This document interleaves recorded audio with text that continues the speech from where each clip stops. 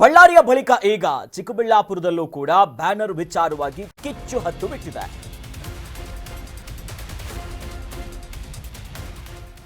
ಬಳ್ಳಾರಿಯ ಬಳಿಕ ಇದೀಗ ಚಿಕ್ಕಬಳ್ಳಾಪುರದಲ್ಲೂ ಕೂಡ ಬ್ಯಾನರ್ ವಿಚಾರ ಸಾಕಷ್ಟು ಚರ್ಚೆ ಕಾರಣ ಆಗ್ತಿದೆ.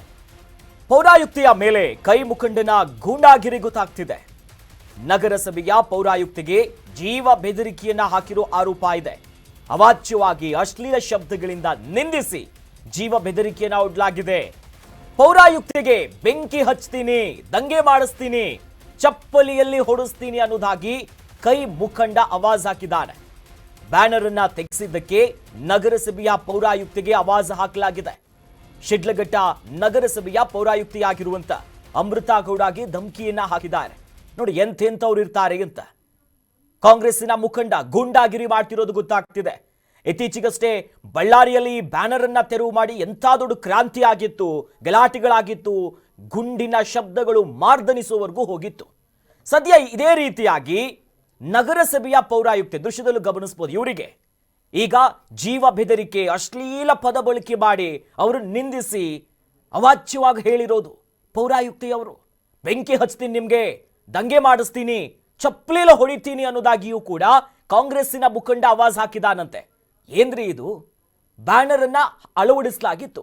ಈ ಬ್ಯಾನರ್ ಅನ್ನ ನಗರಸಭೆಯ ಪೌರಾಯುಕ್ತೆಯವರು ಅದನ್ನ ತೆರವು ಮಾಡುವಂತ ಕೆಲಸ ಮಾಡ್ತಾರೆ. ಇದೇ ವಿಚಾರವಾಗಿ ಬ್ಯಾನರ್ ವಿಚಾರವಾಗಿ ಶುರುವಾದಂತ ವಿಚಾರ ಈಗ ಪ್ರಮುಖವಾಗಿ ಪೌರಾಯುಕ್ತಿಯಾಗಿರುವಂತ ಅಮೃತಾ ಗೌಡಗೆ ಧಮಕಿ ಹಾಕೋವರೆಗೂ ಬಂದಿದೆ.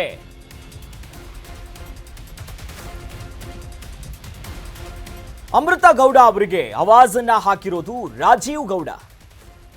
ಕರೆ ಮಾಡಿ ಅಶ್ಲೀಲ ಶಬ್ದಗಳಿಂದ ನಿಂದಿಸಿ ಬೆದರಿಕೆಯನ್ನು ಹಾಕಿಬಿಟ್ರ. ಶಿಡ್ಲಘಟ್ಟ ಕ್ಷೇತ್ರದ ಪರಾಜಿತ ಕೈ ಅಭ್ಯರ್ಥಿ ರಾಜೀವ್ ಗೌಡ ಅನ್ನೋದಾಗಿ ನಡು ರಸ್ತೆಯಲ್ಲಿ ಅಕ್ರಮವಾಗಿ ಹಾಕಿದ್ದಂತ ಬ್ಯಾನರ್ ಅನ್ನ ತೆರವು ಮಾಡಿದ್ರು. ಬ್ಯಾನರ್ ತೆರವು ಮಾಡಿಸಿದ್ದಕ್ಕೆ ಅಮೃತಾ ಗೌಡಗೆ ಧಮಕಿ ಹಾಕಿದ್ದಾರೆ. ಬೆಂಕಿ ಹಾಕಿ ಸುಟ್ಟ ಹಾಕ್ತೀನಿ ಅನ್ನೋದಾಗಿ ರಾಜೀವ್ ಬೆದರಿಕೆಯನ್ನ ಕೂಡ ಒಡ್ಡಿದ್ದಾರೆ. ನೋಡಿ, ರಾಜೀವ್ ಕಾಂಗ್ರೆಸ್ಸಿನ ಕೈ ಮುಖಂಡ, ಜೊತೆಯಲ್ಲಿ ಪರಾಜಿತ ಅಭ್ಯರ್ಥಿ ಕೂಡ ಹೌದು. ಶಿಡ್ಲಘಟ್ಟ ಕ್ಷೇತ್ರ ಇದೆಯಲ್ಲ, ಈ ಕ್ಷೇತ್ರದಲ್ಲಿ ನಿಂತಿದ್ರು ಪರಾಜಿತ ಅಭ್ಯರ್ಥಿ. ಈಗ ಅಮೃತಾ ಗೌಡ ಅವರು ಪೌರಾಯುಕ್ತೆಯವರು, ಇವರಿಗೆ ಅಶ್ಲೀಲವಾಗಿ ರಾಜೀವ್ ಗೌಡ ಕಾಂಗ್ರೆಸ್ಸಿನ ಮುಖಂಡ ಇಂಥದ್ದೊಂದು ಧಮಕಿ, ಆವಾಜು, ಅಶ್ಲೀಲ ಪದಗಳನ್ನ ಬಳಕೆ ಮಾಡಿರೋದು. ಯಾಕೆ ಗೊತ್ತಾ? ನಡು ರಸ್ತೆಯಲ್ಲಿ ಅಕ್ರಮವಾಗಿ ಬ್ಯಾನರ್ ಅನ್ನ ಹಾಕಿದ್ರು. ಇದನ್ನ ತೆರವು ಮಾಡುವಂತ ಕೆಲಸವನ್ನ ನಗರಸಭೆಯ ಪೌರಾಯುಕ್ತಿ ಮಾಡಿದ್ರು ಅಮೃತಾ ಗೌಡ ಅವರು. ಹಾಗಾಗಿನೇ ಧಮಕಿ ಹಾಕಿರೋದು.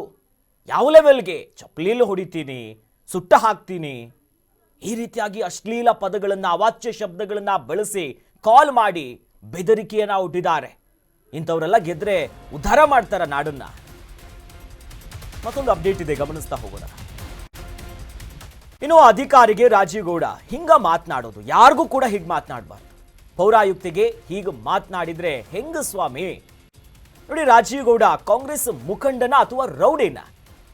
ಅಂಥದ್ದೇನು ಪ್ರಶ್ನೆಗಳು. ನೋಡಿ, ನನ್ನ ಬ್ಯಾನರ್ ತೆಗೆದು ಶಾಸಕರ ಬ್ಯಾನರ್ ಅನ್ನ ಹಾಕ್ತೀಯಾ ಅನ್ನೋದಾಗ ಕೇಳ್ತಾರಂತೆ.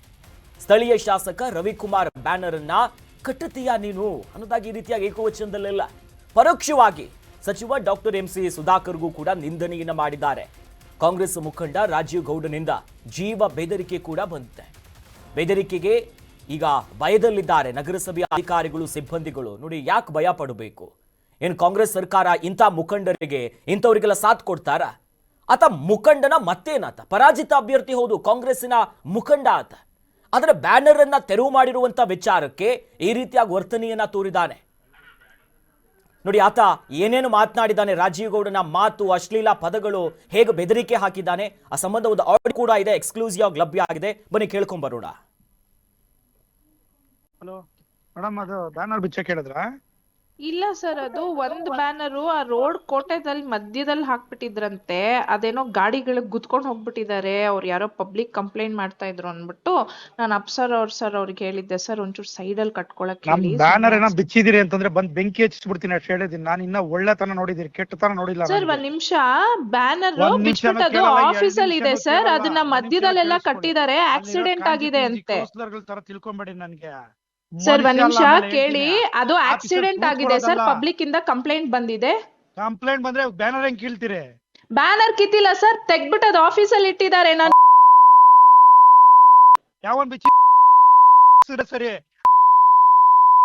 ಆಮೇಲೆ ತಂದೀಗ ಎಲ್ಲ ಮಾತಾಡ್ಬೇಡಿ. ಅದ್ ನಮ್ ಎಂಪ್ಲಾಯೀಸ್ ಗಳು ಬಿಚ್ಚಿರೋದು ಅಲ್ಲಿ ಆಕ್ಸಿಡೆಂಟ್ ಆಗಿದೆ, ಅದಕ್ಕೆ ತೆಗ್ದಿಟ್ಟಿದ್ದಾರೆ ಸರ್ ಅಲ್ಲಿ ಅದನ್ನ. ಕಲೀಸ ತಿಳ್ಕೊಂಡ್ರೆ ಮನುಷ್ಯ ಅಲ್ಲ, ನಾನು ಹೇಳಿರ್ತೀನಿ ಈಗ ಎಲ್ಲ ಕರ್ಕೊಂಬ ನಾಳೆ ಬಿಟ್ಟು ಓಡ್ಬಿಡ್ಬೇಕು ತಾಲೂಕಾ ಕೆಲಸ. ಸರ್ ನೋಡಿ, ಅವರು ಫಸ್ಟ್ ಪರ್ಮಿಷನ್ ಅಪ್ಲೈ ಮಾಡಕ್ ಹೇಳಿ, ಏನು ಮಾಡಿಲ್ಲ. ಬ್ಯಾನರ್ ಇಲ್ಲಿಗಲ್ ಕಟ್ಬಿಟ್ಟು ಹೋಗಿದ್ದಾರೆ, ಅದ್ ಅಟ್ಲೀಸ್ಟ್ ಸೈಂಟಿಫಿಕ್ ಆಗು ಕಟ್ಟಿಲ್ಲ ಸರ್. ಮಧ್ಯ ರೋಡ್ ಅಲ್ಲಿ ಕಟ್ಟಿದ್ದಾರೆ, ಆಕ್ಸಿಡೆಂಟ್ ಆದ್ರೆ ನಾವು ರೆಸ್ಪಾನ್ಸಿಬಲ್ ಆಗಿರ್ತೀವಿ ಅದಕ್ಕೆ. ಲಾಸ್ಟ್ ಟೈಮ್ ಹಂಗೆ ಅಲ್ಲಿ ಕಟ್ಟಿದ್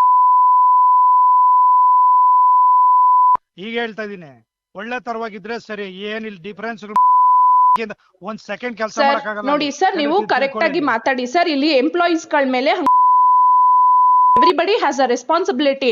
ನೀವು ಅಲ್ಲಿ ಅವ್ರಿಗೆ ಫಸ್ಟ್ ಆಫ್ ಆಲ್ ಅವ್ರ ಪರ್ಮಿಷನ್ ಕೊಟ್ಟೆ ತಗೊಂಡೇ ಇಲ್ಲ. ಅವರು ಕಟ್ಟಿದಾರಲ್ಲ, ಪರ್ಮಿಷನ್ ಕೊಟ್ಟಿದಾರಲ್ಲ. ಯಾರು ಕೊಟ್ಟಿದ್ದಾರೆ ಸರ್? ಅಪ್ಲಿಕೇಶನ್ ಲೆಟರ್ ಕೊಟ್ಟಿಲ್ಲ, ಮಧ್ಯದಲ್ಲಿ ಕಟ್ಟಿದ್ದಾರೆ, ಆಕ್ಸಿಡೆಂಟ್ ಆಗಿದೆ, ವಿ ಆರ್ ರೆಸ್ಪಾನ್ಸಿಬಲ್. ಏನಾದ್ರು ಆಯ್ತು ಅಂದ್ರೆ ನಮ್ಮವ್ರು ಜೈಲ್ಗೆ ಹೋಗ್ತಾರೆ ಸ್ಟಾಫ್ಸ್ ಗಳು. ಇರೋದ್ ರೆಸ್ಪಾನ್ಸಿಬಿಲಿಟಿ ತಗೊಳ್ಳಿ. ಅಲ್ಲಿ ಬೆಳಿಗ್ಗೆ ಬಂದ್ ಎಲ್ಲಾ ಕೌನ್ಸಿಲ್ ಎಬ್ಬರ್ಸ್ತೀನಿ ಜನನಲ್ಲಿ ಬಂದು ಹೊಡಿತಾ ಇದ್ರೆ ಸರ್ ಯಾಕೆ ಹೆಂಗ್ ಮಾಡ್ತಾರೆ? ಅಟ್ಲೀಸ್ಟ್ ಕಟ್ಬೇಕು.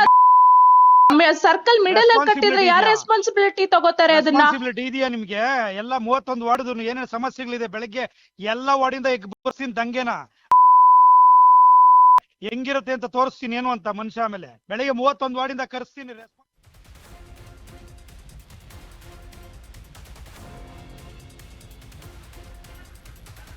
ಸದ್ಯ ಆಡಿಯೋವನ್ನ ಕೇಳಿಸ್ಕೊಂಡು ನಿಜಕ್ಕೂ ಯಾವ ಸೀಮೆ ಕಾರ್ಯಕರ್ತ ಇಂಥವರೆಲ್ಲ ನೋಡಿ.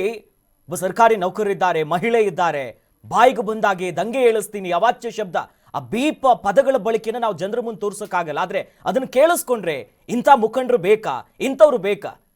ತಕ್ಷಣವೇ ಇಮಿಡಿಯೇಟ್ ಆಗಿ ಇಂಥವ್ರ ಮೇಲೆ ಕ್ರಮ ಆಗಬೇಕು. ನಮ್ಮ ಪಕ್ಷ, ನಮ್ಮ ಅಭ್ಯರ್ಥಿ, ನಮ್ಮ ಮುಖಂಡ ಇಂಥದ್ದನ್ನ ಸೈಡ್ಗಿಟ್ಟು ಇಮಿಡಿಯೇಟ್ ಆಗಿ ಅಂಥವ್ರ ಮೇಲೆ ಕ್ರಮ ತೆಗೆದುಕೊಂಡ್ರೆ ಈ ಸರ್ಕಾರವನ್ನ ಕೂಡ ಮೆಚ್ಚಬಹುದು.